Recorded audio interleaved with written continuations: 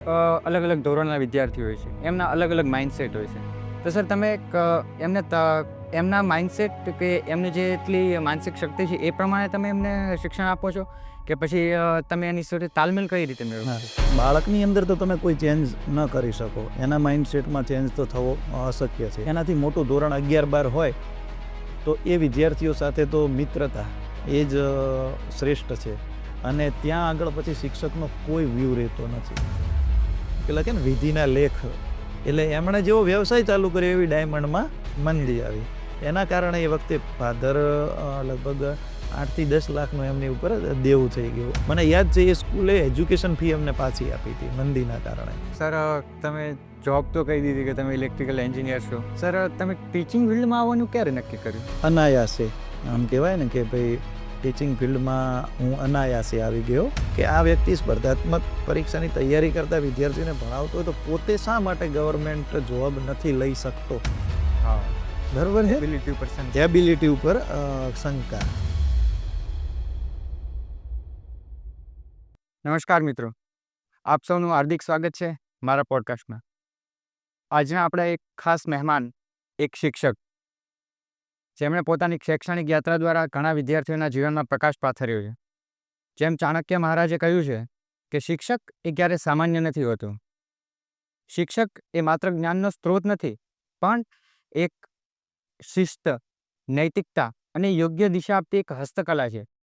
તો આજના આપણા પોડકાસ્ટમાં એવા જ એક પ્રેરણાદાયક શિક્ષક આપણી સાથે જોડાયા છે, જેમણે શિક્ષણને માત્ર વ્યવસાય નહીં પણ એક સાધના તરીકે સ્વીકારી છે. તો ચાલો આપણે આપણા આજના ગેસ્ટ સાથે મુલાકાત કરીએ. મને જણાવતા ખુશી થાય છે કે અમે બંને એક જ ગામના છીએ. એમનું નામ તો જીતેન્દ્ર સાધુ સર છે, પણ અમે ગામમાં એમને જીતુ સર તરીકે જ ઓળખીએ છીએ.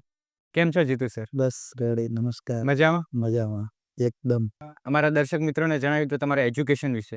હું આમ તો ધોરણ 10 પછી મેં ડિપ્લોમા એન્જિનિયરિંગ કરેલું છે પાલનપુર ગવર્મેન્ટ પોલિટેકનિક કોલેજમાં.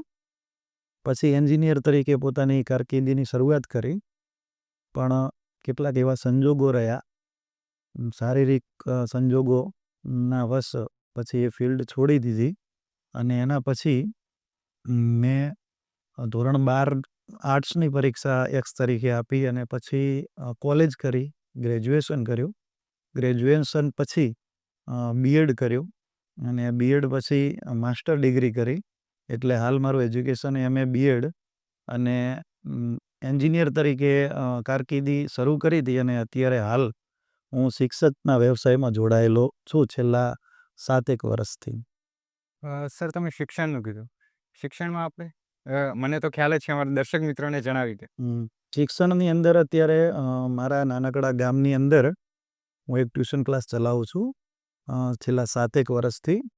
અને આ ટ્યુશન ક્લાસની અંદર મારે ત્યાં ધોરણ આમ ગણો તો હવે તો બાલવાટિકાથી કરી અને છેક માસ્ટર ડિગ્રી સુધીના વિદ્યાર્થીઓ મારી સાથે જોડાયેલા છે.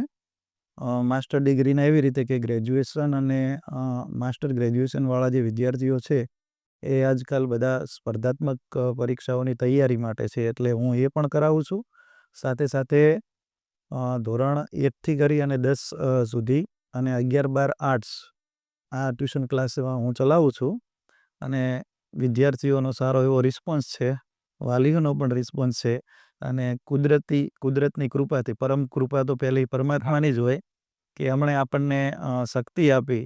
ટીચિંગના વ્યવસાય સાથે આપણને એક અંદરથી લાગણી છે, તો એ લાગણી અંદર પ્રગટાવનાર તો એ પરમાત્મા જ છે. તો એની કૃપાથી સારું એવું વ્યવસાયમાં અને વિદ્યાર્થીઓ સાથે જે બોન્ડ બન્યો છે એ રીતે ખૂબ સારી રીતે ચાલી રહ્યું છે મારું વ્યવસાય. સર મને એક ઘણા ટાઈમથી એક ક્વેશ્ચન છે કે સર જ્યારે આપણે ટ્યુશન ક્લાસીસ કે કોઈ સ્કૂલ કે એમાં જતા હોય ત્યારે અલગ અલગ ધોરણના વિદ્યાર્થીઓ હોય છે, એમના અલગ અલગ માઇન્ડસેટ હોય છે.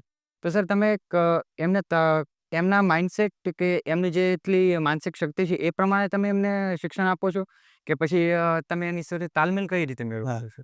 આ પ્રશ્ન ખૂબ સારો છે, કારણ કે જે અમારો જે વ્યવસાય છે ટ્યુશન ક્લાસનો, એની અંદર એવું હોય કે દરેક ધોરણનું બાળક તમારી પાસે ભણે છે, બરાબર? તો આમ ગણીએ તો મેં મારી અંડરમાં ધોરણ 1થી કરી અને અત્યારે કોલેજો સુધીના વિદ્યાર્થીઓ, એટલે કે અલગ અલગ ઉંમરના અને અલગ અલગ માનસિકતા ધરાવતા વિદ્યાર્થીઓને ભણાવવાનું આવે. એટલે હવે બાળકની અંદર તો તમે કોઈ ચેન્જ ન કરી શકો, એના માઇન્ડસેટમાં ચેન્જ તો થવો અશક્ય છે. પણ જ્યારે તમે જે ઉંમરના અથવા જે ધોરણના વિદ્યાર્થીઓ સાથે તમે જ્યારે કામ કરતા હોઈએ ત્યારે થોડો આપણે પોતાની રીતે માઇન્ડસેટ થોડો બદલવો પડશે. જેમ કે આપણે ધોરણ 1 થી 3નું કોઈ વિદ્યાર્થી હોય તો એના પાસે કોઈ વ્યૂ નથી, નથી પોતાનો વ્યૂ કે નથી શિક્ષકનો. એ શિક્ષકના વ્યૂને તો સ્વીકારશે નહીં, પણ એનો પોતાનો પણ વ્યૂ નથી. તો એને થોડું ગમ્મત સાથે, રમત સાથે શિક્ષણ આપીએ. જ્યારે બાળક 3 વર્ષથી ત્રીજા ધોરણથી વધારે મોટો હોય, એટલે મતલબ કે 9 વર્ષથી ઉપરનો હોય, ત્યારે એ બાળકની માનસિકતા થોડી ચેન્જ થાય છે. શિક્ષક સાથે એ 2-3 વર્ષનો નાતો એનો હોય છે, ધોરણ 1થી ભણતું હોય એટલે. શાળા સાથે કે ટ્યુશન ક્લાસ સાથે થોડા ઘણો નાતો હોય છે. પછી એનો વ્યૂ બદલાઈ જાય છે. એટલે મતલબ કે એ જે શિક્ષક કહે છે ને એ પ્રમાણે એ કામ કરશે. હવે આ ઉંમર એવી છે કે બાળકનો પોતાનો વ્યૂ નથી. એ શિક્ષકના વ્યૂ પ્રમાણે જ કાર્ય કરશે. જે રીતે શિક્ષક કહેશે એ રીતે એ કાર્ય કરશે. તો એ વખતે શિક્ષક તરીકે તમારો માઇન્ડસેટ એ રીતનો હોવો જોઈએ કે એની ક્ષમતા કેટલી છે, એ બાળકની અંદર પોતાની અંદર કેટલી શક્તિ છે, કેટલી ક્ષમતા છે, તો એ પ્રમાણે એને આગળનું માર્ગદર્શન આપીએ. કારણ કે આ ઉંમરના વિદ્યાર્થીઓ માટે એવું હોય કે દિવસ હોય અને શિક્ષક કહી દે કે બેટા રાત છે, તો વિદ્યાર્થી સ્વીકારી લેશે, એ ઉંમરનો વિદ્યાર્થી. પછી એનાથી થોડા અપ જઈએ એટલે જેને ઉચ્ચ પ્રાથમિક કહેવાય. આમ તો 6ઠ્ઠા ધોરણથી ચાલુ થાય ઉચ્ચ પ્રાથમિક, પણ 5મા વાળું બાળક અત્યારે ટેકનોલોજી પ્રમાણે થોડું મેચ્યોર હશે. તો આ બાળકનો થોડો સંઘર્ષ અલગ હોય છે. એને પોતાનો વ્યૂ હોય છે. આગળ એ જે આગળના 2 વર્ષોમાં એ શિક્ષકના વ્યૂ પ્રમાણે ચાલતો હોય છે. અને હવે એને પોતાના વ્યૂ, પોતાની તાર્કિક ક્ષમતાનો વિકાસ થાય છે. એની અંદર પોતાની અંદર કેટલાક પ્રશ્નો એને થાય છે અને એ પ્રશ્નોનો એ સતત ને સતત જવાબ શોધતો ફરે છે. તો જ્યારે આવા જે 10 વર્ષથી કરી અને 13-14 વર્ષના બાળકો, 13 વર્ષના મિનિમમ ગણી નાખો, 13 વર્ષના બાળકોને ની સાથે જ્યારે કામ કરીએ ત્યારે આપણે ધીમે ધીમે એના પોતાના વિચારો, એની પોતાની માન્યતાઓ, રૂઢિઓ આપણે શિક્ષક તરીકે પણ સ્વીકારવી પડશે. અને તો જ એ વિદ્યાર્થીનો માનસિક વિકાસ થશે. નહીંતર બહુ મુશ્કેલ થાય છે આ ઉંમરના છોકરાઓ માટે. એની પછી જે તરુણાવસ્થામાં જે બાળકો આવે છે, એટલે ધોરણ 8થી કરી અને ધોરણ 9-10 સુધીના બાળકો, તો એમના મતે તો શું છે કે એમને પોતાનો વ્યૂ જ શ્રેષ્ઠ લાગશે. જે એનાથી નીચેનું જે ઉચ્ચ પ્રાથમિકનું મેં હમણાં વાત કરી, એ વિદ્યાર્થીને એવું છે કે એ પોતાના વ્યૂ ક્યારેય ઉપર આવવા દેતો નથી. એને એમ છે કે મારો શિક્ષક કહે છે એ સાચું, કદાચ હું ખોટો હોઈ શકું છું. પણ જ્યારે ધોરણ 8થી ઉપરનું બાળક હોય, જે માધ્યમિકમાં જતું હોય, તો એ વિદ્યાર્થીને પછી ધીમે ધીમે એવું થવા માંડે છે કે જે શિક્ષકનો વ્યૂ છે એના કરતાં પણ મારો વ્યૂ બેસ્ટ હોઈ શકે છે. અને બીજી વાત કે ઘણી વખત એ વિદ્યાર્થીઓના વ્યૂ સારા પણ હોય છે. ઘણી વખત આપણે ક્યારેક સ્વીકારી પણ લેવું પડે કે શિક્ષક તરીકે તમારી પદ્ધતિ ક્યારેક બાળકોને સેટ ન થતી હોય અને બાળક પોતાની પદ્ધતિથી શીખતો હોય, ત્યારે પછી શિક્ષક તરીકે આપણે એવું ન રાખવું જોઈએ કે ભાઈ ચલો મારી પદ્ધતિથી તું શીખ. એની પદ્ધતિ પ્રમાણે આપણે ઢળવું પડશે. એટલે જે તરુણાવસ્થાના વિદ્યાર્થીઓ છે એ થોડા પ્રેમથી, થોડાક એ આપણને સ્વીકારે, આપણે એને સ્વીકારીએ, એ રીતે થોડું કામ કરવું પડશે. એની પછી જ્યારે એનાથી મોટું ધોરણ 11-12 હોય, તો એ વિદ્યાર્થીઓ સાથે તો મિત્રતા એ જ શ્રેષ્ઠ છે. અને ત્યાં આગળ પછી શિક્ષકનો કોઈ વ્યૂ રહેતો નથી. ત્યાં એના એ વિદ્યાર્થીને જે રીતે સેટ થશે, એને જે રીતે સૂટ થશે, અથવા એ વિદ્યાર્થીનો પોતાની રીતે અનુકૂળતા જે હોય, એ અનુકૂળતા પ્રમાણે આપણે અનુકૂલન સાધવું પડશે. નીચેના ધોરણોમાં કદાચ વિદ્યાર્થીને આપણી પદ્ધતિમાં ઢાળી શકીએ થોડો, બરોબર છે. પણ જ્યારે આપણે 11-12નો વિદ્યાર્થી હોય, જે યુવાવસ્થા તરફ પ્રયાણ કરતો હોય, તો આવા વિદ્યાર્થીને આપણે આપણી કન્ડિશનમાં ઢાળી શકવાના નથી. આપણે એની કન્ડિશનમાં ઢળવું પડશે અને તો જ તમે એ લોકો પાસેથી કામ કરાવી શકશો, નહીંતર નહીં થાય. અને એના પછી જે વાત કરી એ ફિલ્ડનો તો મને લાંબો અનુભવ નથી, પણ તે છતાંય છેલ્લા 3-1 વર્ષથી થોડો અને છેલ્લા 1 વર્ષથી થોડો વધારે હું સ્પર્ધાત્મક તૈયારી કરતા એટલે કે ગવર્મેન્ટ એક્ઝામની તૈયારી કરતા વિદ્યાર્થીઓ સાથે જોડાયો તો એમાં થોડું મને જાણવા મળ્યું કે આવા વિદ્યાર્થીઓને શિક્ષણ કરતાં પણ મોટિવેશનની થોડી વધારે જરૂર હોય છે. સતત ને સતત એમના ઉત્સાહમાં વધારો કરવો, એ કેવી રીતે અને કઈ પદ્ધતિથી કાર્ય કરે છે એના ઉપર દેખરેખ રાખવી, એની અંદર એમને જેટલું બને એટલું માર્ગદર્શન આપવું અને એ માર્ગદર્શન હેઠળ એ સારી રીતે કાર્ય કરે એવા આપણે સતત ને સતત પ્રયત્ન કરવા જોઈએ. પછી ઘણી વખત એવું થાય કે કોઈ વિદ્યાર્થી ડિમોટિવ થયો છે તો આવા જે સ્પર્ધાત્મક ફિલ્ડના જે વિદ્યાર્થીઓ છે એટલે કે કોલેજ કક્ષાના જે વિદ્યાર્થીઓ છે તો એમને જાહેરની અંદર ટોકવા કરતાં હું મારી રીતે હું કહું તો ઘણી વખત હું પર્સનલી એક વિદ્યાર્થીને મળું કે જે બીજા વિદ્યાર્થીઓને જાણ ન હોય. માની લો કે મારી પાસે અત્યારે 25 વિદ્યાર્થીઓ છે.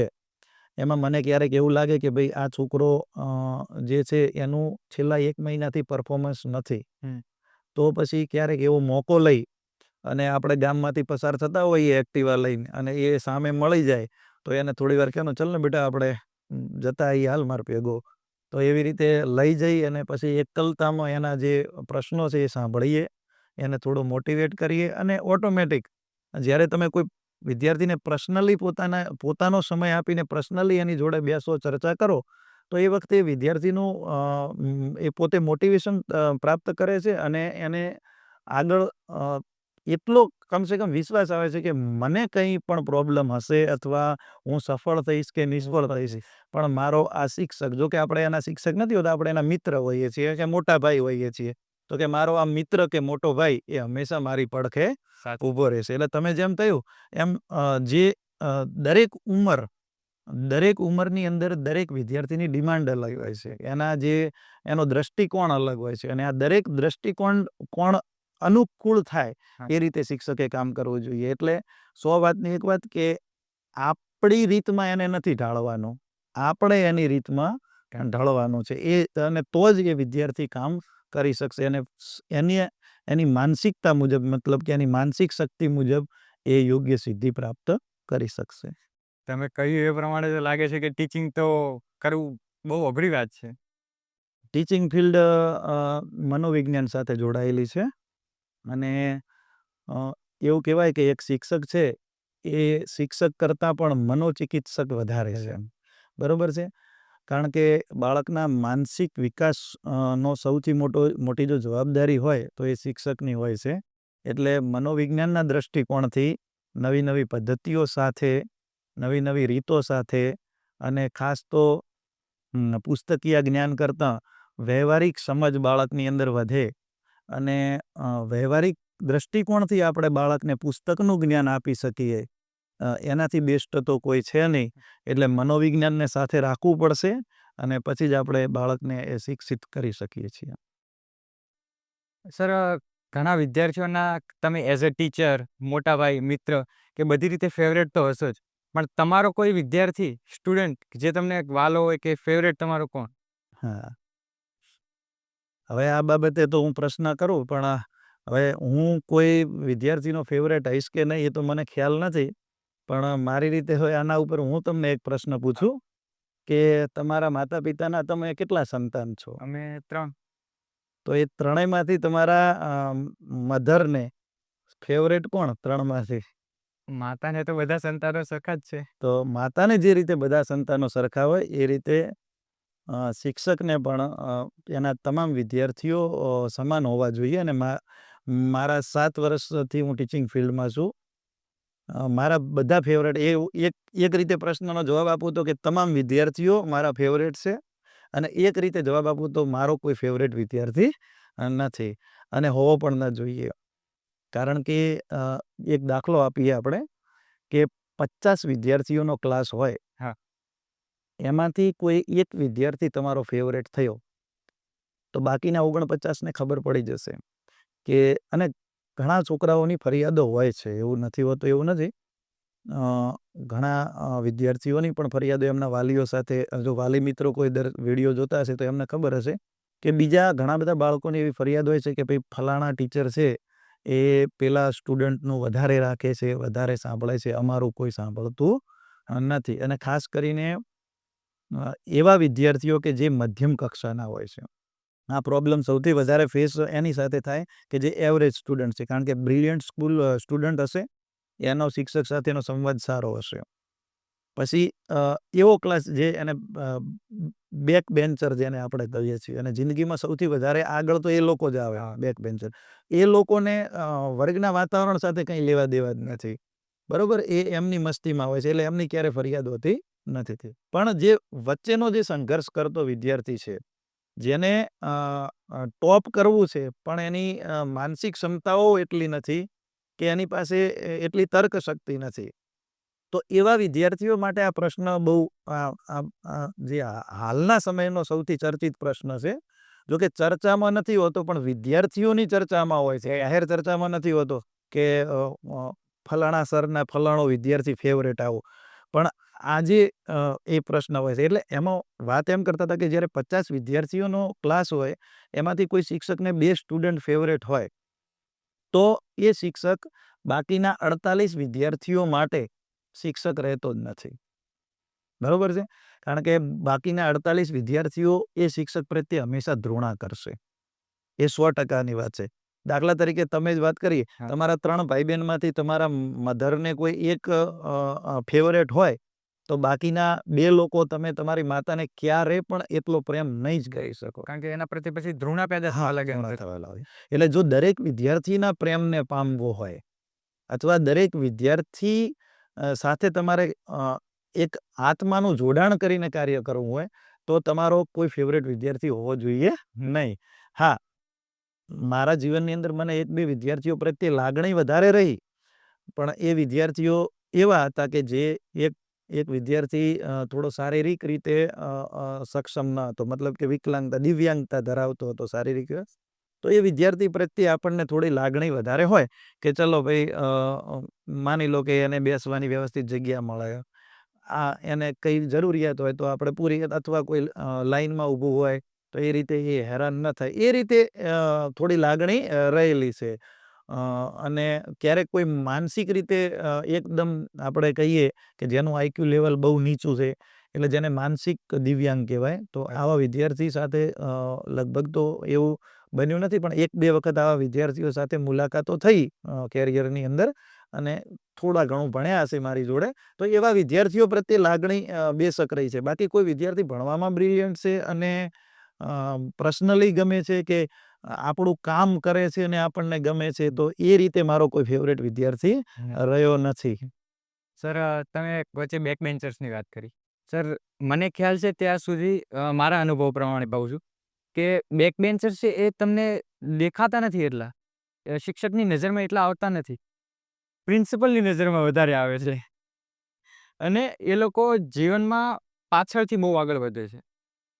હું એટલે એવું કહું છું કે એ લોકોનું મગજ શાર્પ હોય છે. એ શિક્ષણમાં વધારે પેલા આગળ નથી હોતા, પણ એ કાં તો ધંધામાં, બિઝનેસમાં, ફેમિલી બિઝનેસ, ગમે તે જોડાણ કરીને એ આગળ તો નીકળે જ છે. એટલે બેક બેન્ચરની વાત એવી છે કે એમની માનસિક ક્ષમતા ઓછી છે એવું નથી. બેક બેન્ચર જે વિદ્યાર્થીઓ હોય છે, એ તમે નોર્મલી જો તોફાની પણ હશે, વર્ગની અંદર અશાંત વિદ્યાર્થી જેને તમે કહેશો, એની પાસે બીજી ઘણી બધી બાબતોમાં, જો કે માધ્યમિક કક્ષાએ તમે જોઈએ ને, તો આવા લોકોના ગ્રુપ હોય છે, અને એ ગ્રુપની અંદર ઘણી બધી ચર્ચાઓ થતી હોય છે. મારી ઘણી વખત ટેવ છે કે મારા ટ્યુશન ક્લાસની અંદર જ્યારે વિદ્યાર્થીઓ વેઇટમાં ઊભા હોય, વેઇટિંગમાં, મતલબ કે 1-2 બેચ ચાલુ હોય અને બીજા વિદ્યાર્થીઓ બહાર આવીને વેઇટિંગમાં ઊભા હોય, ત્યારે મેં ઘણી વખત હું પોતે એવો ટ્રાય કરું છું. જો કે એ વિદ્યાર્થી સામે હું જાહેર નથી કરતો, પણ ઘણી વખત હું પાછળ, દિવાલ પાછળ એવી રીતે ઊભો રહી અને એમની વાતો સાંભળું. બરોબર છે? એટલે આપણને નોર્મલી ખ્યાલ આવે કે વિદ્યાર્થીની માનસિકતા શું છે એમ. તો આ લોકોનું બીજી બાબતોમાં, ગૌણ બાબતોની જેને કહેવાય, ગૌણ બાબત, શિક્ષણ સિવાયની ગૌણ બાબતોની અંદર બહુ જોરદાર ટેલેન્ટ હોય છે. બરોબર? એટલે આ બેક બેન્ચર વિદ્યાર્થી જેને કહેવાય નહીં, પણ ઠોઠ વિદ્યાર્થી તરીકે એનું પેલું કરવામાં આવે છે, પણ આ વિદ્યાર્થીઓ ખરેખર ઠોઠ નથી. ઠોંઠ જેવો તો કોઈ વિદ્યાર્થી જ નથી હોતો, પણ આ વિદ્યાર્થીઓ એવા છે કે જેમને શિક્ષણમાં કે ભણવામાં રસ નથી, જેમને અન્ય પ્રવૃત્તિમાં રસ છે. હવે આવા વિદ્યાર્થીને પાછો વાળવો હોય તો તમે કેવી રીતે વાળી શકો? તો આવા વિદ્યાર્થીઓની જે પોતાની ગમતી પ્રવૃત્તિ હોય, મેં તમને હમણાં ન કીધું દિવાલ પાછળ રહીને હું વાતો સાંભળું છું, એનું મેન રીઝન એ રહ્યું છે કે હું એ જાણવા માંગુ છું કે આવા વિદ્યાર્થીઓને શેમાં રસ છે. હા. તો એમની ગમતી પ્રવૃત્તિઓ તરફ એ વળે, એ બહુ મહત્વનું છે. બીજું કે અત્યારે શાળા કક્ષાએ જોઈએ તો ખેલ મહાકુંભ છે, પછી ઘણી બધી સંગીતની સ્પર્ધા આવે છે. તો આવી બધી એક્ટિવિટીઓની અંદર જો આપણે આવા વિદ્યાર્થીઓને વાળશું ને તો એ વિદ્યાર્થીઓનું ટેલેન્ટ બહાર આવશે. નોર્મલી કન્ડિશનમાં અત્યારે કેવું થાય છે કે જે વર્ગનો ટોપર હોય ને એ ટોપર બધી પ્રવૃત્તિઓમાં ભાગ લેતો હોય છે. હા.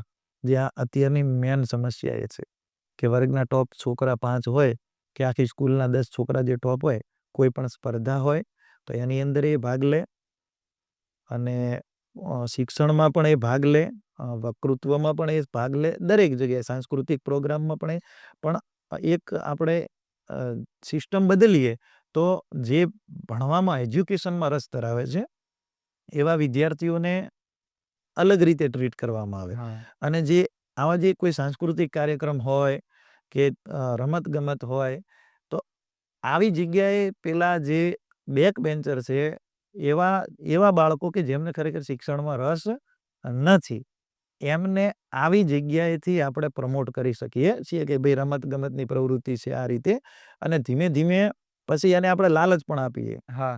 ઘણી વખત એ બાળકને આપણે શિક્ષણમાં રસ કેળવવા માટે આપણે એને લાલચ પણ આપી શકીએ કે ભાઈ કોઈ બાળકને છે તો રમતગમતની અંદર એને છે તો એને રમતગમતમાં પહેલું પ્રોત્સાહન આપો. પછી ધીમે ધીમે એને સમજાવો કે જો બેટા તું આ રમતની અંદર જિલ્લા લેવલ સુધી જઈ શકે તો કમસે કમ તું પરીક્ષાની અંદર પાસ કેમ ન થઈ શકે? હા.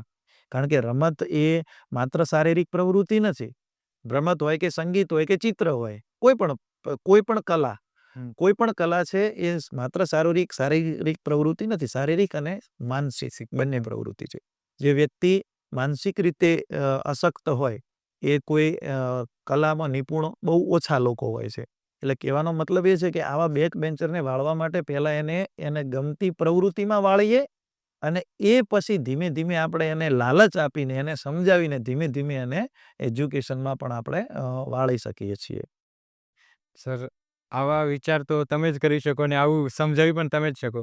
કેમ કે અમે જ્યાં સુધી જોયું છે ત્યાં સુધી કંઈક સાંસ્કૃતિક પ્રોગ્રામ કે એવું કંઈ હોય ત્યારે શિક્ષકો આવે, આગળની બેન્ચીસમાં બેઠેલા 5 સારા વિદ્યાર્થીઓને લઈ જાય, એમને ડાન્સ કરાવે. અરે, એજ્યુકેશનમાં પણ એ બેસ્ટ છે અને તમે એમને ડાન્સમાં પણ બેસ્ટ બનાવો છો કે કોઈ બીજી પ્રવૃત્તિમાં.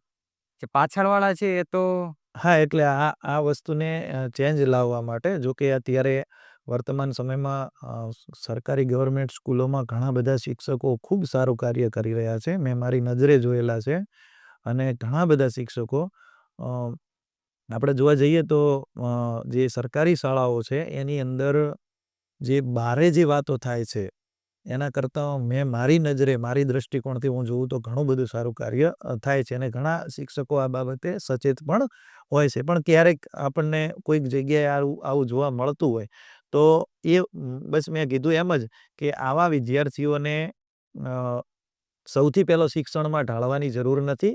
એને અન્ય પ્રવૃત્તિઓમાં ઢાળી અને પછી શિક્ષણમાં ઢાળવામાં આવે તો એ 100% એનામાં પરિણામ મળશે. પછી વાત કરીએ કે અમારે ટ્યુશન ક્લાસીસની વાત કરીએ તો એમાં અમારે કેવું હોય છે કે એમાં તો સાંસ્કૃતિક પ્રવૃત્તિઓ ઓછી હોય, નથી હોતી જ નથી, પણ આપણે ગણીએ કે ક્યારેક એક વર્ષમાં એક વખત ક્યારેક હોય તો હોય. તો હવે અમારે શું કરવું બેક બેન્ચર માટે? શાળાની અંદર તો આપણે જોઈએ તો સ્કૂલની અંદર તો આ વસ્તુ છે. તો અમે એવા વિદ્યાર્થીઓને થોડા વધારે પડતા એવા વિદ્યાર્થીઓ સાથે મિત્રતા કેળવીએ. આવા જે બેક બેન્ચર વિદ્યાર્થીઓ છે એમની સાથે તમે થોડી મિત્રતા કેળવો અને પછી એને આપણે એવું કહીએ કે જો બેટા આ નથી ને તો પછી સાહેબનું શું એમ? અચ્છા. આપણે એને થોડું એ રાખીએ કે ભાઈ મારું શું એમ? હા. મારું તો યાર નામ ખરાબ થશે તું આવી રીતે કરીશ તો પછી ઓટોમેટિક એને લાઇટ કારણ કે આવા જે વિદ્યાર્થીઓ માટે શિક્ષક છે ને એ રોલ મોડેલ હોય છે, ભલે એ બેક બેન્ચર હોય કે એ ફર્સ્ટ બેન્ચર હોય, પણ એ ક્યારે હોય? એક તો પહેલી કન્ડિશન એ છે, મેં હમણાં કીધું કે ભાઈ તમારા માટે તમામ વિદ્યાર્થીઓ સરખા, બરાબર છે. પછી આવા જે બેક બેન્ચર હોય એની સાથે થોડી મિત્રતા કેળવીએ, એટલે એને થોડું એવું થાય કે સાહેબ જો મારું આટલું રાખતા હોય, મતલબ કે સાહેબ મારા પ્રત્યે આટલી કાળજી રાખતા હોય, સાહેબને મારા પ્રત્યે આટલો પ્રેમ છે, તો પછી મારે પણ એમની માટે કંઈક કરી બતાવવું છે. તો આવો વિદ્યાર્થી શિક્ષણમાં રસ એટલા માટે જ લેશે કે શિક્ષક માટે એને કંઈક કરી બતાવવું છે, અને આવા તમારા માટે કરી બતાવવું છે. એટલે આવા વિદ્યાર્થીઓ એ રીતે વ્યવસાયમાં ઘણી વખત અમારે ભાઈ સ્પર્ધાત્મક બેન્ચમાં પણ ઘણા બધા વિદ્યાર્થીઓ અમુક ટાઈમે માર્ક્સ ન લાવે તો ખાલી એક જ ઈશારો કરવાનો હોય, એને બેટા સાહેબનું શું, આવો ઈશારો કરવાની રીતે, બેટા સાહેબનું શું એમ, પછી એને લાઈટ થઈ જાય કે ના એ વાત સાચી છે, અને એ રીતે આપણી પણ કેર કરતા હોય છે વિદ્યાર્થીઓ. મારો પોતાનો અનુભવ છે કે હું માત્ર વિદ્યાર્થીની કે મારો જે સ્ટાફ છે કે કોઈ પણ શિક્ષક છે એ માત્ર વિદ્યાર્થીની કેર કરે એવું નથી, વિદ્યાર્થીઓ પણ શિક્ષકની કેર કરતા હોય છે. આ મારી નજરે મેં જોયેલું છે.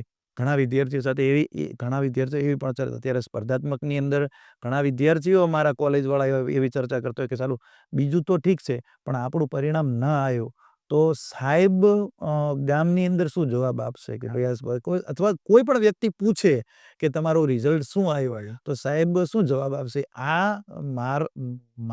મારી નામના, મતલબ કે મને કોઈ પ્રશ્ન મારા ઉપર ન કરી જાય એના માટે પણ મારા ઘણા બધા વિદ્યાર્થીઓ મહેનત કરતા, પણ એ ક્યારે? એની સાથે આત્મીયતાનો સંબંધ થાય ત્યારે. પણ આત્મીયતાનો સંબંધ એકથી નહીં, દરેક થવો જોઈએ. સરસ. સર, તમે વિદ્યાર્થીઓના બાળપણની, એમના માનસિકતાની અને ઘણી બાળપણની વાતો કરી. સર, તમારું બાળપણ કેવું હતું? અમને જાણવાનું બહુ ઇન્ટરેસ્ટ છે. બાળપણની વાત કરીએ તો શરૂઆતમાં ધોરણ 1 થી 5નો મારો જે અભ્યાસ હતો એ ભાભર, બનાસકાંઠાના ભાભર શહેરમાં થયો. સરકારી શાળામાં હું ભણેલો છું 1 થી 5. પછી 6ઠ્ઠા ધોરણ પપ્પાનો દાદા દાદી જોડે હું રહેતો ભાભરની અંદર. દાદા દાદી મંદિરની પૂજા કરતા, નાનકડું મંદિર હતું એની પૂજા કરતા, અને ત્યાં હું સરકારી શાળામાં ભાભરમાં ભણતો. મમ્મી અને પપ્પાનો ડાયમંડનો હતો ધંધો, મતલબ કે હીરા ઘસતા હતા, વર્કર હતા, ડાયમંડ વર્કર ધંધો તો હતો નહીં, વર્કર હતા, બિઝનેસ નહોતો. તો એ રીતે પછી પપ્પાએ મને સુરત એમની સાથે લઈ ગયા, ફેમિલી સાથે, મમ્મી પપ્પા અને અમે 4 ભાઈ બહેન હતા. તો સુરત અમે રહેતા હતા. 6ઠ્ઠા ધોરણની અંદર પપ્પાએ મને એક પ્રાઇવેટ સ્કૂલમાં બેસાડ્યો. 6ઠ્ઠું ધોરણ પૂરું થયું પછી આર્થિક કારણોના કારણે આગળનો અભ્યાસ પ્રાઇવેટ સ્કૂલમાં થઈ શકે એમ હતો નહીં, એટલે 7મા ધોરણમાં હું પાછો સરકારી શાળામાં બેઠો. એ વખતનો એક વાત યાદ આવે છે. એ જે એરિયા હતો ત્યાં સરકારી શાળામાં ભણતા વિદ્યાર્થીઓને બીજા બાળકો ઘણા બધા ચીડવતા હતા, મને યાદ છે. એટલે એ પરિસ્થિતિમાંથી પણ પસાર થયો, પણ સરકારી પણ મેં 2 કમ્પેરિઝન કર્યું. ધોરણ 6માં હું પ્રાઇવેટ સ્કૂલમાં ભણ્યો અને ધોરણ 7માં હું સરકારી સ્કૂલમાં ભણ્યો. તો એના ઉપર મને બંનેમાં ખૂબ તફાવત લાગ્યો. ખરેખર એ જે સરકારી શાળા હતી પારસ પોલીસ ચોકી કતારગામ એરિયામાં, ત્યાં આગળ મને એક શિક્ષક મળ્યા હતા, નરેન્દ્ર સાહેબ. એમની અટક તો મને યાદ નથી પરફેક્ટ, પણ એમણે મને ભાગાકાર શીખવાડ્યો હતો 7મા ધોરણની અંદર. ભાગાકારનો દાખલો ત્યારે 7મામાં હું શીખ્યો હતો. એ મને યાદ છે. અને મેં અત્યારે હું કમ્પેરિઝન કરું છું બંને સ્કૂલનું, તો મને સરકારી શાળાનું કામ ખૂબ સારું લાગ્યું. પણ થોડીક એવી વસ્તુ હોય છે કે શહેરી વિસ્તારની અંદર જે બેકવર્ડ એરિયામાંથી બાળકો આવે છે, બરાબર છે, તો પછાત એરિયામાંથી જે બાળકો આવે છે અથવા જેના વાલીઓ આર્થિક રીતે સક્ષમ નથી, મજૂરી સાથે જોડાયેલા છે, તો આવા વાલીઓના વિદ્યાર્થીઓ ત્યાં આવતા હોય છે. એટલે જે ફોરવર્ડ એરિયા છે, શહેરની અંદર 2 પ્રકારની વિષમતાઓ એક જ રીતે હોય છે. આર્થિક રીતે સદ્ધર, અને જેમ આપણે ગામડાની અંદર વર્ણ વ્યવસ્થા, એ દૂષણ છે, ગામડાની અંદર જેમ વર્ણ વ્યવસ્થાનું દૂષણ છે, એ રીતે શહેરની અંદર આર્થિક અસમાનતા બહુ છે. હા કે ફોરવર્ડ વિદ્યાર્થીઓ આર્થિક રીતે અને બેકવર્ડ વિદ્યાર્થીઓ. તો એ બેકવર્ડ વર્ગના વિદ્યાર્થીઓ સરકારી શાળામાં ભણતા હોય એટલે ત્યાં થોડુંક તકલીફ તો રહેવાની છે. રહેવાની. એના પછી 8થી કરી 8, 9 અને 10 એ વખતે આઠમું ધોરણ માધ્યમિકમાં હતું. અત્યારે 8મું ધોરણ પ્રાથમિકમાં હા. છે. એટલે 7મા સુધી સરકારી શાળામાં, પછી 8મામાં હું ગ્રાન્ટેડ શાળા કસ્તુરબા વિદ્યાભવન કતારગામ, એટલે મારું 8મું, 9મું અને 10મું ધોરણ ગ્રાન્ટેડ સરકારી સ્કૂલમાં થયું. 10મા ધોરણની અંદર પછી પપ્પાએ કીધું કે બેટા 10મું ધોરણ છે, બોર્ડ છે, એટલે તું કોઈ ટ્યુશન ક્લાસ જોઈન કરી લે. એટલે પછી મેં 10મા ધોરણમાં એક ટ્યુશન ક્લાસ જોઈન કર્યું અને 10મા પછી અ, અ, આપણે 11 ભાઈ પાલનપુર ડિપ્લોમા કર્યું એન્જિનિયરિંગ. એના પછી હું જીઈબી 66 કેવી સબસ્ટેશનની અંદર કોન્ટ્રાક્ટ બેઝ ઉપર નોકરીએ લાગ્યો ઓપરેટર તરીકે. હા. એના પછી કેટલીક પરિસ્થિતિઓ એવી થઈ, અકસ્માત થયો. સર આ કઈ સાલની વાત છે કોલેજને ને જોબને? હા, જુઓ મારું 10મું ધોરણ 2009ની સાલમાં પત્યું. અને 10મા ધોરણની પણ એક વાત યાદ છે, પણ એ ચલો એક સાથે સાથે કરી પણ દઉં કે જ્યારે હું 10મામાં ભણતો એ વખતે 2009ની સાલની અંદર 2008-9માં સુરતની અંદર હીરામાં ડાયમંડમાં બહુ ભયંકર મંદી આવી. અને મારા પપ્પાએ એ વખતે જે વર્કર હતા, ડાયમંડ વર્કર હતા, એમાંથી પપ્પા શેઠ બનવા ગયા, મતલબ કે એટલે પોતાનો ધંધો વ્યવસાય ચાલુ કર્યો. હવે એમણે જેવો પેલા કે ને વિધિના લેખ, એટલે એમણે જેવો વ્યવસાય ચાલુ કર્યો એવી ડાયમંડમાં મંદી આવી. એના કારણે એ વખતે ફાધર લગભગ 8થી 10 લાખનો એમની ઉપર દેવું થઈ ગયું અને બિલકુલ મધ્યમ પરિવાર. તો એ વખતે ટ્યુશન ક્લાસીસની અંદર ભણતા તો ફીનું પ્રેશર આવતું. હા. જો કે અમારા સંચાલક સારા હતા, એવું નહોતું. એમણે એ મંદીની અંદર અમને થોડા ઘણી છૂટછાટ આપી હતી. પછી જે ગ્રાન્ટેડ સ્કૂલમાં હું ભણતો એ સ્કૂલની અંદર જે કસ્તુરબા વિદ્યાભવન છે, તો એમણે જે એજ્યુકેશન ફી છે સ્કૂલની એ નોર્મલ હોય, તો ગ્રાન્ટેડ સ્કૂલોમાં તો ફીના વિકલ્પવાળી શાળા હોય તો એ વખતે 500-700 રૂપિયા. મને યાદ છે એ સ્કૂલે એજ્યુકેશન ફી અમને પાછી આપી હતી મંદીના કારણે. પણ બન્યું એવું કે જે જાન્યુઆરીમાં પરીક્ષા આવે, ધોરણ 10ની અંદર તમારે 2 પરીક્ષા આવે. એક દિવાળી પહેલા પ્રથમ સત્રની પરીક્ષા આવે અને સેકન્ડ સત્રની સ્કૂલની પરીક્ષા તમારી જાન્યુઆરીમાં આવે, અને પછી માર્ચમાં તમારું ફાઇનલ બોર્ડ એક્ઝામ આવે. તો મારું થોડું ઇંગ્લિશ વીક હતું, કારણ કે છેકથી એનો ડર હતો. જો કે અત્યારે હું ઇંગ્લિશ ગ્રામર ભણાવું છું બાળકોને 12મા સુધીનો અને વ્યવસ્થિત, પણ કહેવાનો મતલબ કે ઇંગ્લિશ વીક હતું એટલે મને એ જાન્યુઆરીની પરીક્ષામાં 1 માર્ક્સથી સ્કૂલમાં ફેલ કરેલો એક્ઝામમાં, દ્વિતીય એક્ઝામમાં. એના પછી હું બહુ રડ્યો, જિંદગીમાં પહેલી વખત ફેલ થયો. જો કે ટોપર તો ક્યારેય હતો નહીં, હું મારા ધોરણ 1થી કરી મને યાદ છે હું 5મા ધોરણમાં ફર્સ્ટ નંબરે આવ્યો હતો. બાકી હું ક્યારેય ના, એના પછી હું ક્યારેય ટોપર રહ્યો, ટોપ 10માં પણ નથી રહ્યો. 10મા ધોરણમાં જે હું મારી શાળાની અંદર લગભગ 1થી 40ની અંદર નહીં, હું 40-50 વચ્ચે હું આવીશ, બરાબર છે, એવરેજ સ્ટુડન્ટ જ રહ્યો છું. એટલે મને ખ્યાલ છે કે એવરેજ વિદ્યાર્થી છે ને એના જે સંઘર્ષો બહુ જોરદાર હોય છે. તો એ હું ઇંગ્લિશમાં ફેલ થયો 1 માર્કથી. એ વખતે 100 માર્કનું પેપર આવતું, મારા 34 માર્ક આવ્યા હતા, 35 પાસ થાય. સ્કૂલમાં જ ફેલ થયો હતો, તો બહુ રડ્યો ઘરે આવીને. પછી ત્યાં અમારે શારીરિક શિક્ષણ જે પીટી, એના એક શિક્ષક હતા અમારી સ્કૂલની અંદર, રાકેશભાઈ જોશી સાહેબ. તો આ જોશી સાહેબના મિસિસ હતા, વાઈફ હતા. એ ઇંગ્લિશમાં એમને કંઈક ગ્રેજ્યુએશન કરેલું હતું. તો અમને જોશી સાહેબે બોલાયા, 4-5 જણ હતા અમે, એવા 1-1 માર્કથી રહી ગયેલા. તો કે તમે કે મારા ઘરે આવો અને તમે તો પછી 1-1 કલાક દરરોજનો અમે પર્સનલ ટ્યુશન, એ રાકેશભાઈના મિસિસ બેનનું નામ મને યાદ નથી, પણ એમની જોડે અમે જતા. અને મને હજી પણ યાદ છે એ બેનને જ્યારે અમે ફી દેવા ગયા હતા, 1.5 મહિનો અમે ભણ્યા હશું, તો એમણે ફી લેવાની ના પાડી હતી કે બેટા અત્યારે હીરાની આર્થિક મંદી છે અને આ વાત મેં ક્યારેય પહેલાં જાહેર નથી કરી. હીરાની આર્થિક મંદી છે, હું તમારી ફી લઈશ નહીં. એ મને હજી યાદ છે બેન, અને એમને મળવા સ્પેશિયલ સુરત જવાનું છે, બરાબર છે. પણ જ્યારે અ, હું પોતે સરકારી નોકરી લઈ લઉં, જો કે હવે તૈયારી જ છે, પછીની વાત છે. આવા સંઘર્ષો આર્થિક રીતે ઘણા બધા કરવા પડ્યા. એના પછી હું 2009માં મારું 10મું પતી ગયું.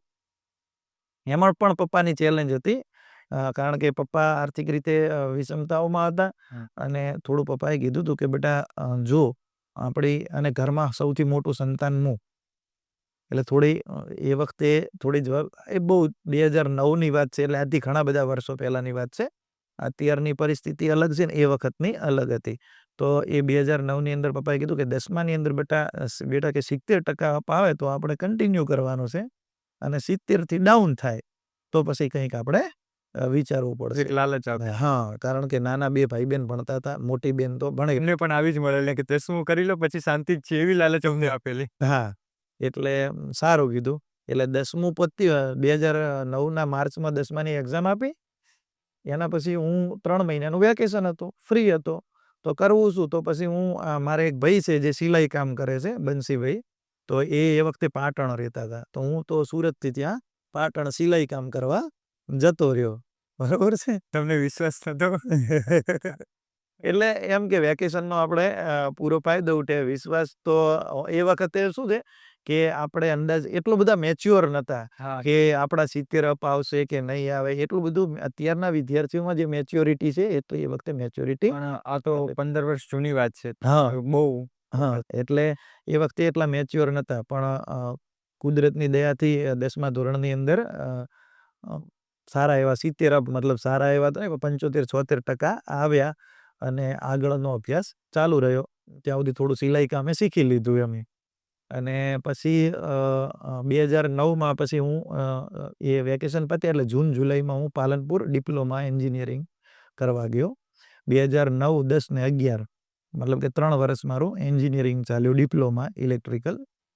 અને એના પછી કોન્ટ્રાક્ટ બેઝ ઉપર જોબ મળી ગઈ. સારો એવો પગાર હતો એ સમયે, કંઈક 7,500 જેવો પગાર હતો. અને એ જોબ કરી 1.5 વર્ષ. કઈ જગ્યાએ સર?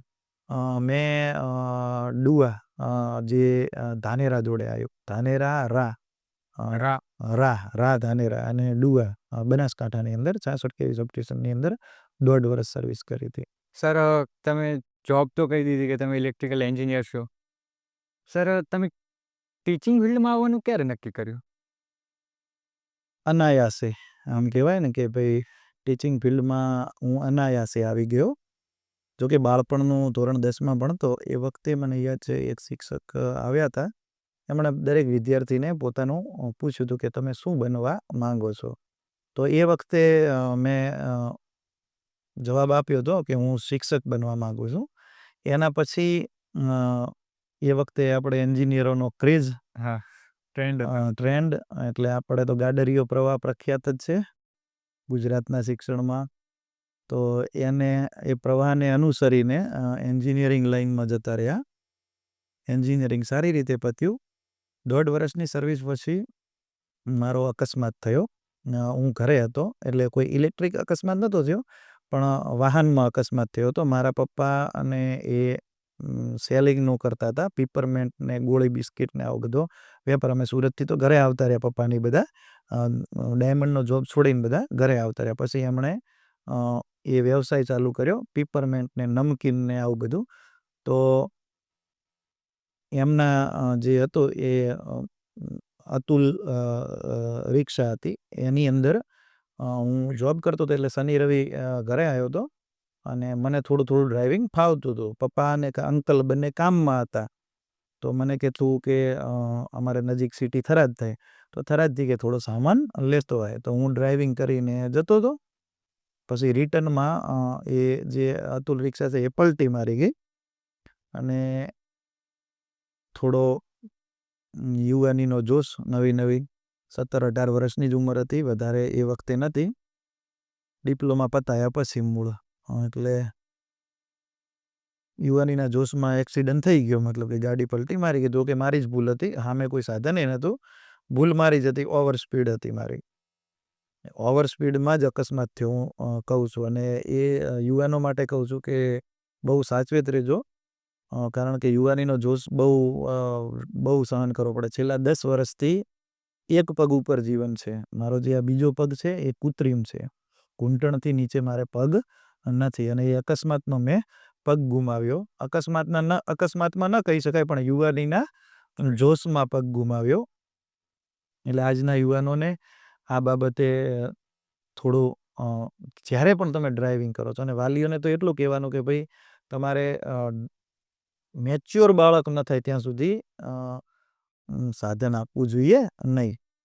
તો એ અકસ્માતના કારણે પછી ઇલેક્ટ્રિક એન્જિનિયરિંગની ફિલ્ડ મારા માટે કંઈ કામની ન રહી.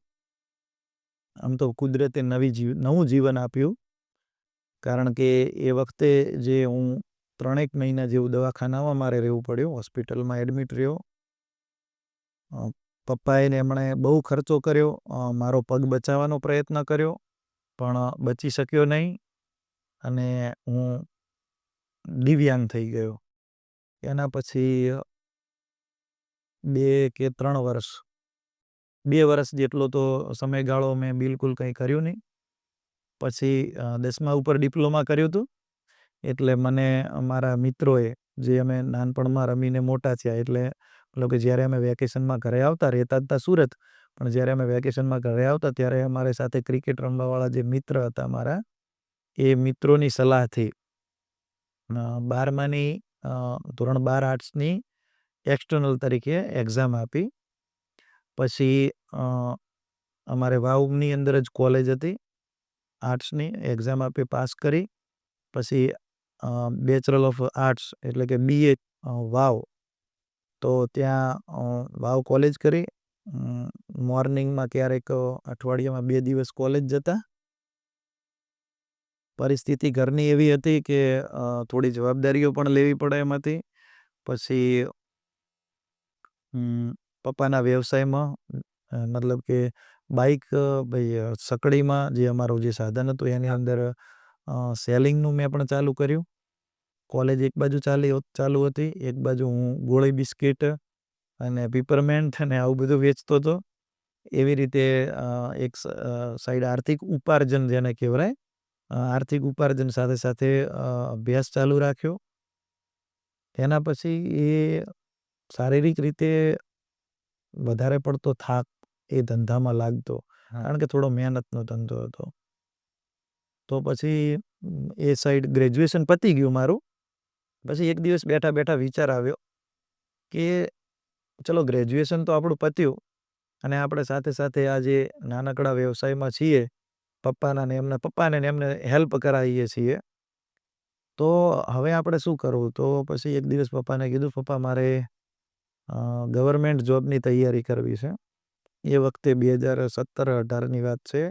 ત્યારે તલાટી કમ મંત્રીની ભરતી બહાર પડી હતી, જાહેરાત આવી હતી.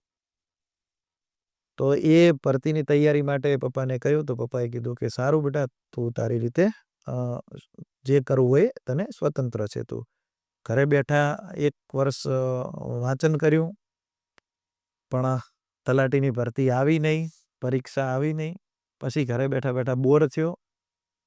તો પછી વિચાર્યું કે ચલો હવે કંઈક આપણું ચાલ્યું જાય એવું, મતલબ કે આપણો આગળનો અભ્યાસ ચાલ્યો જાય એવું કંઈક કરીએ. તો એવું વિચારી અને ગામની અંદર ટ્યુશન ક્લાસ ચાલુ કર્યું. એ વખતે તો વિચાર એવો હતો કે 10-15 છોકરાઓ આપણી સાથે જોડાય અને આપણે શાંતિથી ભણાવીશું અને આપણો આગળનો જે ભણતરનો ખર્ચો છે એ ઘરેથી માંગવો પડે નહીં. તો એ સમયે ટ્યુશન ક્લાસની અંદર પછી ધીમે ધીમે મને પોતાને ખબર પડી કે ટીચિંગ લાઈનમાં મારી એબિલિટી છે. હું બાળકોને સમજાવી શકવાની થોડા ઘણી કુદરતે આપણને શક્તિ આપી છે. તો એ શક્તિનો ઉપયોગ થતો રહ્યો. મારી સાથે વિદ્યાર્થીઓ જોડાતા રહ્યા. પછી મેં વિચાર કર્યો કે હવે આપણે ગ્રેજ્યુએશન પછી BEd પણ કરીએ. તો પછી BEd પણ 2 વર્ષ માટે BEd પણ કર્યું. BEd કર્યા પછી માસ્ટર ડિગ્રી પણ કરી, સાથે અભ્યાસ ચાલુ હતો. વચ્ચે સ્પર્ધાત્મક પરીક્ષાઓ આવી, એ આપી, પાસ કરી. પછી શિક્ષકની પરીક્ષાઓ, જે પછી સપનું, આમ તો 2017 પછી જે હું ટ્યુશન ક્લાસ ચાલુ કર્યું, પછી મને થોડું ફીલ થવા માંડ્યું કે મારે શિક્ષક ગવર્મેન્ટ ટીચર બનવું છે. અને સૌથી વધારે શ્યોર તો હું એક ઘટના છે મારા જીવનમાં, એ 2021ની ઘટના છે. 2021-22ની અંદર મારા એક ખાસ મિત્ર છે માળકાના રાજેશભાઈ દવે, જે વાવની અંદર પોલીસ સ્ટેશન શાળામાં શિક્ષક છે. એમણે મને એક એડવાઇસ આપી મને કે જીતુભાઈ તમે જે સ્પર્ધાત્મક પરીક્ષાની તૈયારી કરતા વિદ્યાર્થીઓને ગણિત રિઝનિંગ ભણાવો. એટલે આમ તો હું સંસ્કૃતનો ટીચર છું, પણ એન્જિનિયરિંગ કર્યું એના કારણે ગણિત ઉપર પાવર હતો, તો હું ગણિત રિઝનિંગ વધારે ભણાવતો હતો. તો મેં કીધું સાહેબ મારી કોઈ એવી ઈચ્છા નથી. તો એમણે એમના ગામની અંદર, એ વખતે પોલીસ ભરતી હતી 2021ની, એ વખતે એમણે એમના ગામની અંદર ફ્રીમાં ક્લાસ ચાલુ કર્યા હતા. એટલે કે એમના ગામના યુવાનો અને સાહેબ રાજેશભાઈ એમણે પોતાની રીતે પ્રયત્ન કર્યા. રાજેશભાઈ પોતે સંચાલન કરતા અને એમણે એ પોતાના ગામના અને આજુબાજુના ગામના વિદ્યાર્થીઓ માટે ફ્રીની અંદર કોચિંગ ચાલુ કર્યું હતું. તો ત્યાં મને એમણે કીધું કે તમે આવો સેવા આપવા. તો હું એ વિદ્યાર્થીઓ સાથે જોડાયો. તો એ વિદ્યાર્થીઓને હું ગણિત રિઝનિંગ ભણાવતો હતો. એમ કરતાં કરતાં એક વખત એક બીજી જગ્યાએ અમારે રાજેશભાઈને જવાનું થયું. ત્યાં પણ સ્પર્ધાત્મકની તૈયારી કરતા વિદ્યાર્થીઓનો ટેસ્ટ હતો. અમારે વાવ થરાદ તાલુકામાં આવું બધું વધારે ચાલે. કોઈ ગામ લેવલે કે કોઈ સામાજિક લેવલે આવા ટેસ્ટ લેવાતા હોય છે, સ્પર્ધાત્મક પરીક્ષા. સમાજની વાડીમાં હોય છે. હા, એ રીતે. તો એ ટેસ્ટ હતો, ત્યાં હું ગયો. અને ત્યાં આગળ રાજેશભાઈએ મારો પરિચય આપતા કહ્યું કે આ જે જીતેન્દ્રભાઈ છે એ અમારે માળકાની અંદર ગણિત રિઝનિંગ વિદ્યાર્થીઓને ભણાવે છે. અને એ વખતે પછી એક વ્યક્તિ હતા, એ સાહેબ સાથે થોડા ઘણી વાત કરતા હતા. શ્યોર નથી, પણ એ વાત એવી હતી કે એ વાતો મતલબ કે રાજેશભાઈ નહીં, પણ બીજા એક બે વ્યક્તિ હતા, એમણે અંદરો અંદર વાત કરી કે આ વ્યક્તિ સ્પર્ધાત્મકના વિદ્યાર્થીઓને ભણાવતો હોય. હું અને સાહેબ એક બાજુ ઊભા હતા અને બે વ્યક્તિ અલગથી વાત કરતા હતા કે આ વ્યક્તિ સ્પર્ધાત્મક પરીક્ષાની તૈયારી કરતા વિદ્યાર્થીઓને ભણાવતો હોય તો પોતે શા માટે ગવર્મેન્ટ જોબ નથી લઈ શકતો. હા, બરોબર છે. એબિલિટી ઉપર શંકા. અને થોડા કાન વધારે તેજ છે મારા, એટલે હું સાંભળી ગયો. એમને ખ્યાલ નથી કે હું સાંભળી ગયો. એટલે એ વખતે પછી મેં મનોમન નક્કી કરી નાખ્યું કે આપણી એબિલિટી ઉપર, જો આપણે ત્યાં કેવું છે ખબર છે, ખાસ કરીને બનાસકાંઠાની અંદર સરકારી નોકરીનો થપ્પો જોઈએ તમારી પાસે સિક્કો. એ તમને બરાબર હોશિયાર બનાવે. હા, તમારી અંદર કેટલું ટેલેન્ટ છે, તમારી ટીચિંગ એબિલિટી શું છે, કે તમે કેવી આર્થિક પરિસ્થિતિમાંથી આવ્યા છો, કઈ ફિલ્ડમાંથી તમે આવ્યા છો, એ બધી બાબતો ગૌણ છે. પણ તમારી પાસે ગવર્મેન્ટ નોકરી હોય તો તમે મતલબ કે તમારી ક્ષમતા, બાકી તમારી ક્ષમતા ઉપર હંમેશા ને હંમેશા શંકા. તો પછી મેં વિચાર્યું કે જો હું આ પ્રશ્નનો જવાબ નથી લાવી શકતો અથવા આ લોકોની શંકાઓ દૂર નથી કરી શકતો, ચલો આજે તો આ એક એવા વ્યક્તિના મનમાં આ પ્રશ્ન આવ્યો કે જેમને હું ઓળખતો નથી, પણ આવતીકાલે હું જે વિદ્યાર્થીઓ સાથે સંકળાયેલો છું એ વિદ્યાર્થીઓના વાલીઓને પણ આનો આ પ્રશ્ન થાય કે આ વ્યક્તિ જો મારા બાળકને ભણાવે છે અને એ વ્યક્તિ પોતે કોઈ પરીક્ષામાં સફળ થયો નથી અથવા થતો નથી, તો અમારા વિદ્યાર્થીઓને કેવી રીતે સફળ કરશે? બાકી એ માન્યતા બહુ ખોટી છે. યુપીએસસીની પરીક્ષામાં ફેલ થયેલા શિક્ષકો જ યુપીએસસીના વિદ્યાર્થીઓને ભણાવતા હોય છે અને કલેક્ટર બનાવતા હોય છે, આઈપીએસ ને આઈએએસ બનાવતા હોય છે. સાયન્સનો ટીચર હોય, 11-12 સાયન્સનો ટીચર, એ શિક્ષક પોતે નીટ કે જેઈઈ જે એન્જિનિયરિંગની આઈઆઈટીની એક્ઝામ છે, નીટની એક્ઝામ છે, એમાં પોતે ફેલ થયો હોય ત્યારે જ 11-12નો શિક્ષક. બાકી 11-12ની અંદર જે વિદ્યાર્થી જાય છે સાયન્સની અંદર, એમના બે જ ડ્રીમ હોય છે, કાં તો એન્જિનિયર બનવું અથવા ડોક્ટર બનવું. શિક્ષક થવાના સપના સાથે કોઈ જતો નથી. પણ એમાં સફળ ન થાય પછી એ ટીચિંગની લાઈન પકડે અને એ પકડ્યા પછી એ અનેક વિદ્યાર્થીઓને ડોક્ટર બનાવતો હોય છે, નીટ ક્લિયર કરાવતો હોય છે, જેઈઈ તૈયાર કરાવતો હોય છે, આઈઆઈટીમાં મોકલતો હોય છે. તો એ તો એના ઉપર છે. મતલબ કે આજે આપણા સમાજની અંદર જે વર્તમાનમાં જે ઘણી શંકાઓ છે કે ભાઈ કોઈ ફિલ્ડમાં સક્સેસ થયેલો વ્યક્તિ એ નથી, એ યોગ્ય છે પણ નહીં. તો તે છતાંય આપણે તો શંકાનું સમાધાન કરવાનું હતું. તો એ દિવસથી નક્કી કર્યું કે હવે તો આપણે ગવર્મેન્ટ એક્ઝામ જે પણ મળે એ વખતે એવું જે પણ મળે, પણ મોટિવ તો ટીચરનું જ હતું. એટલે એ વખતથી થોડી ટીચર બનવાની તૈયારી ચાલુ કરી. કન્ટેન્ટ તો સારું હતું, કારણ કે 1થી કરીને 12 ધોરણના વિદ્યાર્થીઓને ભણાવતા હોઈએ અને તો આપણું કન્ટેન્ટ તો હોય જ. એટલે એનો થોડો ફાયદો રહ્યો. શરૂઆતની વાત કરીએ કે જ્યારે મેં વાત કરી એમ કોલેજ કરતો હતો અને સાઈડમાં હું મતલબ કે સેલિંગ કરતો હતો, પીપરમેન્ટ અને નમકીન. તો ત્યાંથી ટ્યુશન ક્લાસ કર્યો મેં ચાલુ. મતલબ કે ગામની અંદર મારા ગામની અંદર જે જગ્યાએ મેં ટ્યુશન ક્લાસનો વ્યવસાય ચાલુ કર્યો, ત્યાં કોઈને ખબર જ નથી હું કેટલું ભણેલો છું. કારણ કે મારું શિક્ષણ બધું બહાર. મને કોઈ ઓળખતું પણ નહોતું. બરાબર ને, શિક્ષણ બધું બહાર હતું. ગામમાં હું આવ્યો અને મારી કોલેજ ચાલુ થઈ 2015થી 18, અને એ સમયગાળા દરમિયાન હું મારી દુકાને બેસતો અને સેલિંગનો કરતો અને ગાડીમાં ફરતો મારા પપ્પાની ને એમની સેલિંગ માટે. તો અચાનક ગામની અંદર ટ્યુશન ક્લાસ ચાલુ કર્યો. તો લોકોમાં વાત થઈ, કોણે ચાલુ કર્યો એ પણ થયું. તો કે ભાઈ આ ભાઈએ ચાલુ કર્યું, અરે એ તો ભૂંગળા વેચતો, એ તો મમરા વેચતો. તો એ રીતની વાત થઈ. તો એમાં પણ ઘણા બધા સંઘર્ષો કરવા પડ્યા. પણ એક વાત છે કે મારી સાથે જે વિદ્યાર્થીના વાલીઓ સંકળાયા ને, એમણે હંમેશા મારા ઉપર ખૂબ જ વિશ્વાસ રાખ્યો. કારણ કે એવા બેકગ્રાઉન્ડમાંથી હું શિક્ષક બન્યો હતો કે સેલિંગનો ધંધો કરતો હોય, પીપરમેન્ટનો ધંધો કરતો હોય, આવા વ્યક્તિમાંથી આપણે એકદમ શિક્ષકની લાઈન પકડી લઈએ અને લોકો આપણી પર વિશ્વાસ કરે, તો એ ઉપરવાળાની દયા અને એ વાલીઓની કૃપા દ્રષ્ટિ આપણા ઉપર કહેવાય. જો એ સમયે મને વાલીઓએ ન સ્વીકાર્યો હોત તો હું અત્યારે જે આપણે શિક્ષકની તમામ પરીક્ષાઓ છે એ સારા માર્ક સાથે પાસ થયો હોત નહીં. સર, જે રીતે તમે વાત કરી કે પહેલાં તમે ભૂંગળા મમરા છે, પીપરમેન્ટ છે, એનો તમે સેલ્સ ને એનું કરતા, તો સર તે સમયે જે તમને જોયેલા છે લોકોએ અને અત્યારે તમને જોયો છે, બંનેમાં ઘણો ડિફરન્સ છે. તો સર ઘણા લોકો એવા હોય છે જે આપણી તરફથી જોઈને ખુશ નથી હોતા. તો સર એ લોકો તો તમને આમ મળતા હશે તો એવી જ રીતે વાત કરતા હશે ને કે તને યાદ છે તું ભૂંગળા વેચતો, આપને આમ નીચે પાડવાની કોશિશ કરે કે ભાઈ તું ગમે કરું આને 4 જણા વચ્ચે આને નીચો પાડું. તો સર એવા લોકોને તમે કઈ રીતે જવાબ આપો? મૌન, સૌથી મહત્વનો જવાબ જે મૌન. જો આ કોઈ પણ જગ્યાએ આવું તો થશે જ, પણ હું એક વસ્તુ શીખ્યો છું કે તમારી આસપાસ હંમેશા એવા લોકો હોવા જોઈએ કે જે તમને મોટિવેટ કરે. મારી આસપાસ એવા મિત્રો ઘણા બધા હતા કે જે મારી જેમ જ પહેલાં લાઈન ભટકી ગયા. મતલબ કે એન્જિનિયરિંગ છોડી, એક અકસ્માત થયો, પછી ધંધામાં જતા રહ્યા, પાછા શિક્ષણમાં આવ્યા. આવા ઘણા બધા મિત્રો મારા સંગતમાં હતા.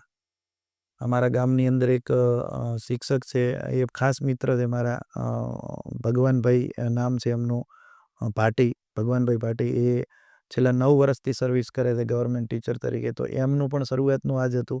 10મું 12મું પછી હીરાના વ્યવસાયમાં જતા રહ્યા, ડાયમંડમાં કામ કર્યું. ડાયમંડમાં કામ કરીને પછી પાછા પીટીસી કરી.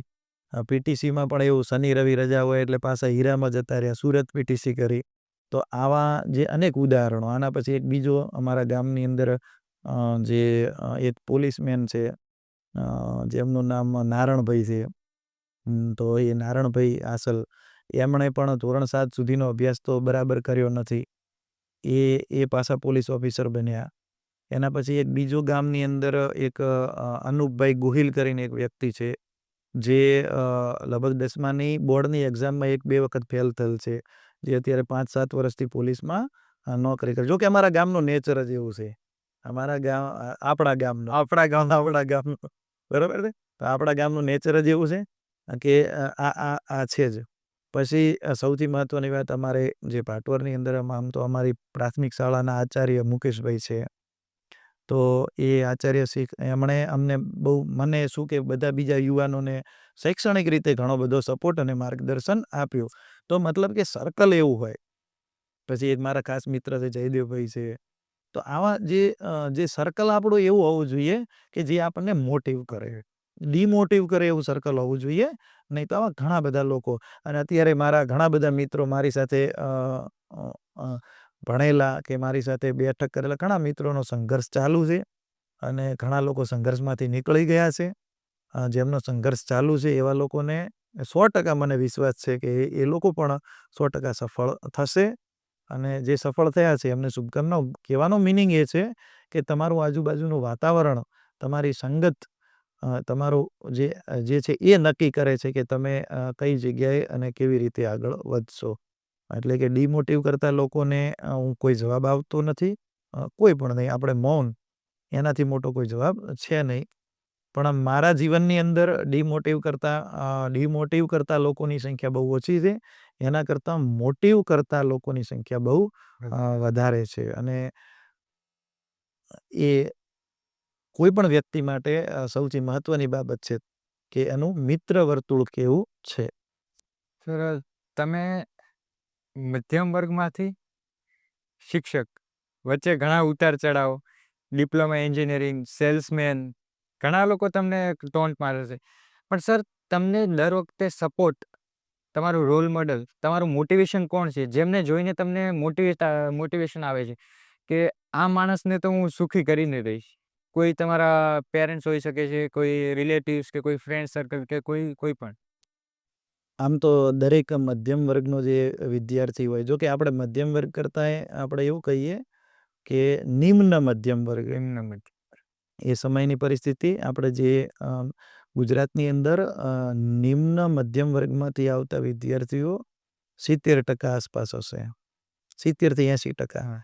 એટલે મોટા ભાગના જે વિદ્યાર્થીઓ છે એ નિમ્ન વર્ગમાંથી આવે છે. નિમ્ન મધ્યમ વર્ગ, બહુ આર્થિક રીતે નિમ્ન હોય, થોડા મધ્યમ હોય. મતલબ કે એવું કે 100% આવક ને 100% વપરાશ, નો બચત. બરાબર, મીડિયમ આવક. પરફેક્ટ વર્ડ છે. એટલે આવા જે વિદ્યાર્થીઓ, એમનો રોલ મોડલ દરેકનો, મારો નહીં પણ દરેકનો રોલ મોડલ માત્ર ને માત્ર એના પિતા જ હોય છે, પપ્પા. કારણ કે એ જે પિતાએ જે સંઘર્ષ કરેલો હોય એ સંઘર્ષો જોઈને આપણે મોટા થયા હોઈએ. ઘણી વખત આપણે જોયું હોય કે આપણી કોઈ જરૂરિયાત માટે એ પોતાની જરૂરિયાતોને સાઈડ પર મૂકી દેશે. પછી એ નાનકડી આવકની અંદર જે એ બજેટ તૈયાર કરવું બહુ મુશ્કેલ હોય. કારણ કે અત્યારે પણ જોઈએ તો જે પછાત દેશો છે એમનું બજેટ તૈયાર કરવું ખૂબ મુશ્કેલનું કામ છે. તો નાનકડી આવકમાં એમનું બજેટ તૈયાર કરવું, એને મેનેજ કરવું, આર્થિક સંઘર્ષોમાં પણ તમારું શિક્ષણ આગળ વધારવું, તો એ એમનાથી મોટો રોલ મોડેલ કોઈ હોઈ જ ન શકે. એટલે હું હંમેશા અત્યારે મારી 30 વર્ષની ઉંમર છે, પણ હું જ્યારથી સમજવા શીખ્યો ત્યારથી હંમેશા મારા પિતા પાસેથી શીખતો રહ્યો છું. અને એમના જીવનમાંથી જ મને હંમેશા પ્રેરણા. મારા માટે એ હંમેશા ફૂલ નાઇટ અને ડે, દિવસ અને રાત્રિમાં 24/7 પ્રકાશિત થતા સૂર્ય છે. જોકે જે સન છે, સૂર્ય છે, એ માત્ર દિવસે જ પ્રકાશિત હોય છે, રાત્રિમાં એનો પ્રકાશ મળતો નથી. પણ પિતા એક એવા વ્યક્તિ છે કે જે એક એવા સૂર્ય છે જે રાત્રે પણ એમની ફૂલ લાઇટમાં હોય અને દિવસે પણ એમની આપણા ઉપર ફૂલ લાઇટ હોય. એટલે પિતાથી મોટું મોટિવેશન તો કોઈ હોઈ ન શકે. એના સિવાય શિક્ષણની અંદર આગળ વધવા માટે મેં કીધું એમ મારા ઘણા બધા મિત્રો છે એ સર્કલની અંદર, જેમને જોઈને આપણે આગળ વધ્યા. જે મારાથી મોટા છે એમને હું જોઈને આગળ વધ્યો. એક વ્યક્તિની વાત મારે કરવી છે, આપણા ગામના જુઝારસિંહ વાઘેલા, જે ભારતીય સૈન્યમાં છે. એમ તો મારી અને એમની ઉંમર વચ્ચે 20 વર્ષનો ગેપ હશે મારા ખ્યાલથી. એમની ઉંમર કદાચ 50 આસપાસ હશે. પણ અમારી મિત્રતા બહુ જોરદાર છે. છેલ્લા 3-4 વર્ષથી અમે વધારે નિકટ અને કોન્ટેક્ટમાં છીએ. એકબીજાના જે સમસ્યાઓ હોય એને અમે સોશિયલ મીડિયાના માધ્યમથી વધારે ચર્ચાઓ કરતા હોઈએ છીએ.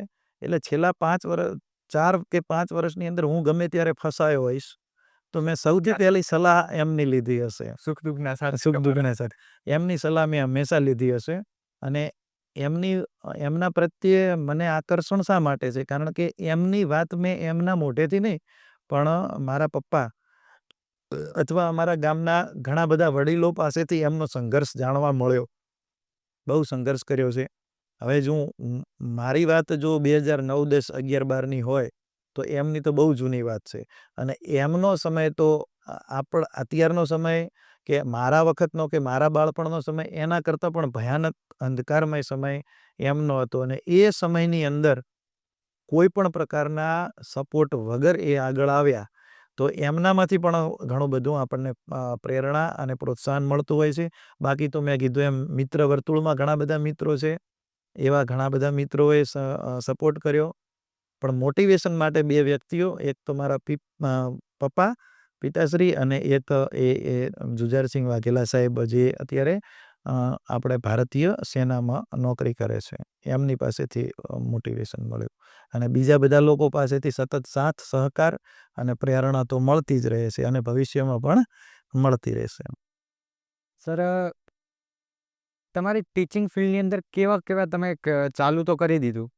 સ્ટુડન્ટો આવે ના આવે, પહેલાં સ્ટાર્ટિંગમાં થોડાક જ આવે, 2-3 જ આવે કે 5 આવે, તો એ લોકોને લઈને તમે સાથે ચાલ્યા અને આજ તમારા જોડે કેટલા સ્ટુડન્ટો છે? અને બીજું કે એની ટીચિંગ લાઈફ વચ્ચેના પડાવો અને કોઈ એનું ફની મોમેન્ટ જે તમને આજ સુધી યાદ હોય. હા. જો ટીચિંગ લાઈનમાં તો શરૂઆત મેં કીધું એમ કે આપણે 2018ની અંદર આસપાસ મેં એક મિત્રનું મકાન રાખ્યું. અને આપણે અમારી સેન્ટર શાળા જે હતા એમના આચાર્ય એમણે સપોર્ટ કર્યો. મુકેશભાઈએ મને કીધું તમે તાર કે ટ્યુશન ક્લાસીસ ચાલુ કરો. તો કે વિદ્યાર્થીઓને શું સ્કૂલમાં અને ટ્યુશનમાં બંને જગ્યાએ અમને થોડું શિક્ષણ અને વર્તમાન સમયની થોડી માંગ પણ હતી. તો એમના સપોર્ટથી મેં ટ્યુશન ક્લાસીસ ચાલુ કર્યું. શરૂઆતમાં મેં માત્ર 10મા ધોરણનું જ ચાલુ કર્યું હતું. તો 10મા ધોરણની અંદર મારે શરૂઆતની જે ફર્સ્ટ ડે મને યાદ છે, તો ફર્સ્ટ ડે મારી જોડે 7 કે 8 વિદ્યાર્થીઓ હતા. તો એ ત્યાંથી ચાલુ કર્યું અને મને યાદ છે હું બોર્ડ ઉપર ભણાવવા ગયો. એ વખતે 2 પગ ધ્રુજતા હતા, કારણ કે કોઈ અનુભવ નહોતો. હા, છેલ્લા 1 વર્ષથી હું ગવર્મેન્ટ જોબની તૈયારી, મેં કીધું ને કે મેં ધંધો છોડીને ગવર્મેન્ટ જોબની તૈયારી કરી. હા. અને એના પછી ભરતી આવી નહીં એટલે મેં ટ્યુશન ક્લાસ ચાલુ કર્યા. મારી પાસે છેલ્લા 1 વર્ષની તૈયારી હતી ગવર્મેન્ટ જોબની. તો એના આધારે હું છોકરાઓને 10મા ધોરણનું ચાલુ કર્યું છે. પણ ફર્સ્ટ મને યાદ છે કે પહેલા લેક્ચરની અંદર સતત 2 કલાક મનની અંદર ઘણો બધો અસંકોચ. પાછું આપણું બાળપણ કે જે પ્રાથમિક શિક્ષણ કે માધ્યમિક શિક્ષણ, એ એવરેજ સ્ટુડન્ટ ના તો કોઈ દાડો એનો ગ્રુપ હોય, કોઈ દિવસ ના એ ક્યારે ગ્રુપમાં બોલ્યો હોય, ના એ ક્યારે સ્ટેજ પર બોલ્યો હોય, ના કોઈ પ્રવૃત્તિમાં ભાગ લીધો હોય. એને ડાયરેક્ટ શિક્ષક તરીકે આપણે સ્ટેજ ઉપર છોકરાઓ સામે, તો થોડી તકલીફ રહી. પણ ધીમે ધીમે છોકરાઓએ સ્વીકાર્યો અને ધીમે ધીમે મારે 10-11માંથી પછી વાલીઓની પણ માંગ થઈ કે તમે નાના ધોરણના વિદ્યાર્થીઓ માટે ટ્યુશન ચાલુ કરો. તો એ કર્યું.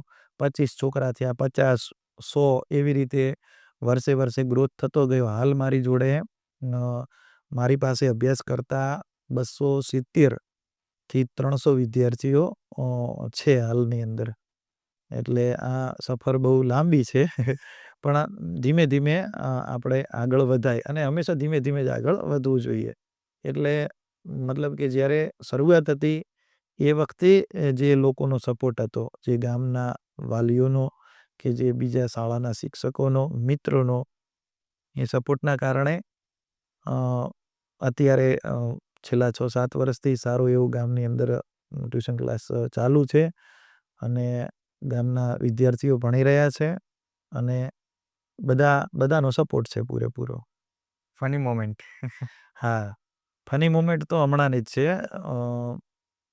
સ્પર્ધાત્મક બેન્ચ મેં છેલ્લા 1 વર્ષથી ચાલુ કરી, પહેલાં વાત કરી એમ. તો એ વિદ્યાર્થીઓની 6 કે 7 મહિના જેવું ભણાયા પછી વિદ્યાર્થીઓ થોડા બોર થયા એવું મને લાગ્યું. કે વિદ્યાર્થીઓ બોર થયા છે, છોકરાઓ, જેમાં મોટા ભાગના 18થી કરીને 25 વર્ષની ઉંમરના છોકરાઓ હશે. તો એમણે મને કીધું કે સાહેબ આપણે એક પ્રવાસ કરો ને કે નાનકડો 1 દિવસ પૂરતો. તો અમે અ, mount mount Abu, Palanpur, mount Abu, Ambaji અને પાલનપુર શિવધારા વોટર પાર્ક, આ 2 દિવસનો પ્રવાસ રાખ્યો. મતલબ કે 2 દિવસ ને 1 નાઈટ. તો અમે સવારના માઉન્ટ ફર્યા. માઉન્ટથી અમે અંબાજી. હવે પ્રવાસમાં એવું છે કે મેં તમને હમણાં કીધું કે પેલા વિદ્યાર્થીઓનો તો મોટો ભાઈ મિત્ર હોવો જોઈએ, સ્પર્ધાત્મક વાળા વિદ્યાર્થીઓના તો અને એમાંય પાછો પ્રવાસ. હવે થોડીક છૂટ આપવી પડે. જો તમે વિદ્યાર્થીઓને છૂટ ના આપો, શિસ્તમાં બાંધી રાખો, તો એમને પ્રવાસની મજા આવે નહીં. એટલે એ પણ એમને 1 દિવસ આખો દિવસ ફર્યા એટલે એમને ખબર પડી ગઈ કે સાહેબ આજ મૂડમાં છે. આજે સાહેબ કંઈ કહેવાના નથી. અને એમાં પાછું અમે એવું કર્યું કે જે વિદ્યાર્થીઓની ગાડી હતી એ અલગ રાખી, મારી ગાડી પણ મેં અલગ રાખી. એમને ફૂલ પ્રવાસનો એન્જોય, કારણ કે એમની ગાડીમાં આપણે બેઠા હો તો એ લોકો એન્જોય કરી ન શકે. તો એમને ખ્યાલ આવી ગયો. એટલે અમે અંબાજી નાઈટ રોકાણા. તો ગેસ્ટ હાઉસમાં નાઈટ રહ્યા. એટલે નીચે મારો રૂમ હતો. અને ત્યાં હું અને 1-2 શિક્ષક મિત્રો બીજા હતા. અને ઉપરના માળે બધા છોકરાઓને ત્યાં સેટ કર્યા. એટલે એમને ખબર કે સાહેબ તો નીચે છે, એ બધા ઉપર. એટલે એમણે તો રાત્રે બરાબરની ધમાચકડી મચાવી. અને છોકરાઓને હોય એવું ઉછીના મારે ને એકબીજાથી મારામારી કરે. એ લોકોને તો એન્જોય હોય. કોઈ વરે ડાન્સ કરે ગીત ઉપર ને. તો પેલો ગેસ્ટ હાઉસ વાળો આવ્યો મારી જોડે. મને કે તમે અત્યારે કે રૂમ ખાલી કર કે અત્યારે તમે જાઓ, મારે તમારું ભાડું લેવું નથી ને કંઈ લેવું નથી. પછી હું છોકરાને સમજાઈ આવ્યો. મેં કીધું થોડી શાંતિ રાખો. અને ગેસ્ટ હાઉસ વાળા ભાઈને કીધું કે હવે થશે નહીં. તો આ લોકોએ તો થોડું ચાલુ રાખ્યું. એટલે પછી મને થયું કે મને આ લોકોએ આખી રાત હેરાન કર્યો છે. બરાબર, કારણ કે એ રાત્રિ દરમિયાન મારે 3-4 વખત ઉપર જવું પડ્યું એમને સમજાવવા માટે. તો હવે આ લોકોને સવારના મારે હેરાન કરવા દે. એટલે એવું હતું કે અમે માઉન્ટ ફરીને આવ્યા હતા અને અંબાજી હતા. અને અંબાજીથી પછી અમારે પાલનપુર જઈને શિવધારા વોટર પાર્કમાં જવાનું. એટલે વોટર પાર્કનો એક પ્રોગ્રામ, અને વોટર પાર્ક પછી અમારે એક મૂવી જોવા જવાનું હતું સૂર મંદિરમાં. આ બંને પ્રોગ્રામ બાકી હતા. વિદ્યાર્થીઓ માટે મૂવી અને વોટર પાર્ક એ બહુ મહત્વનું. તો મેં કીધું હવે આમની આપણે ખેંચીએ. તો હું તો સવારના નાહી ધોઈને બહાર આવ્યા. બધા ગાડી તૈયાર હતી. ગાડીવાળા 2 ડ્રાઈવરોને કહ્યું, કીધું ચલો હવે ઘરે. બધા અચંબિત થઈ ગયા. કેમ ઘરે?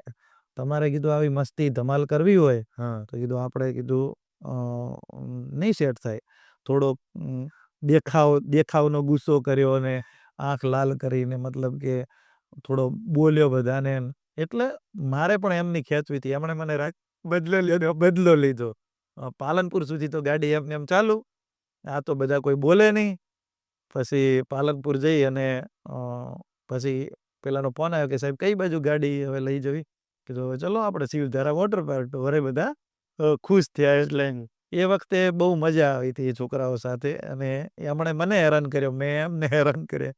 બંને એન્જોય પૂરેપૂરો કર્યો. એટલે એ થોડું ફની મુમેન્ટ યાદ છે. થેન્ક યુ મિત્રો, લાસ્ટ સુધી અમારી કન્વર્સેશન જોવા માટે. અમારા જીતુ સર જોડે આપણે ઘણી બધી એવી જીવનની સારી વાતો છે જેમણે એક્સપિરિયન્સ કરી છે, આપણે શીખવાની છે. અને એના માટે આપણે બીજો પાર્ટ લાવી રહ્યા છે. કેમ કે કન્વર્સેશન લાંબી હતી. તો બીજો પાર્ટ જોવા માટે લાઈક કરો, શેર કરો અને સબસ્ક્રાઈબ કરો આપણી ચેનલ ધ લેસન્સ ડાયરીઝ.